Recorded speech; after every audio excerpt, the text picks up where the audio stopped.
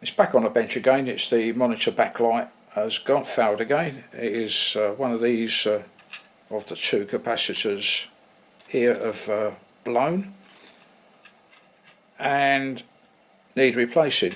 Now this is the third time it's on the bench. They last about 3 months and then they go again, so I checked over the board, had a few components out to see whether anything was going down anywhere. The only thing I can't check is the transformers, and even if I could, it may be being masked by the fact that I'm not testing it under working conditions, so I don't know if anything's going awry in either of these transformers. Other than that, I'm quite happy with the rest of the components on the board. Is it worth changing these for another couple of 10 picofarad 3 kilovolt capacitors? Well, the answer to that is no. I've no guarantee on the quality of the component, and if I just carry on putting them in and they keep blowing, it may be that these are just under spec'd in the fact that they say they're 3 kilovolt working and they're not. So what's my alternative plan? And that is to fit these, which is basically speaking they're similar.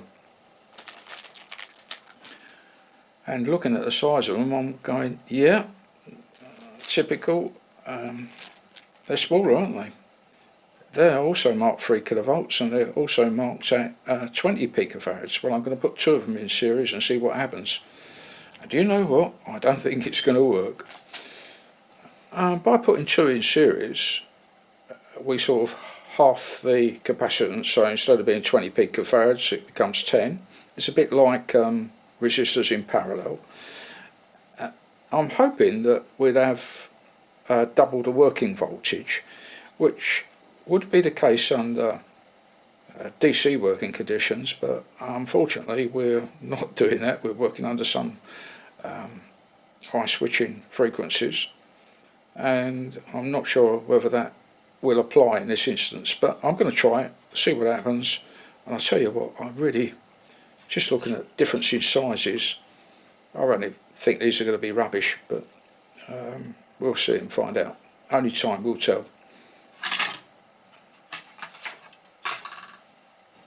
I've mounted them upside down because it seemed easier to do the soldering them together, and keeping everything as neat as possible.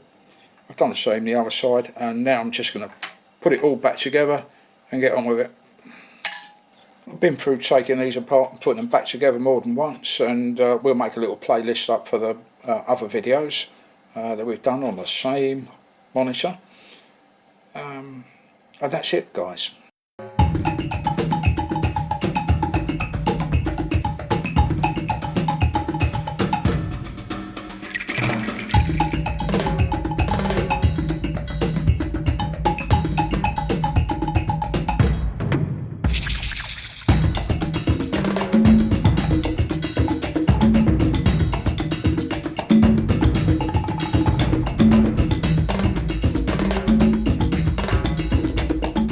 I don't think any of these other buttons are going to work until we get a cable connected, but the fact that it's a light means to say it's working.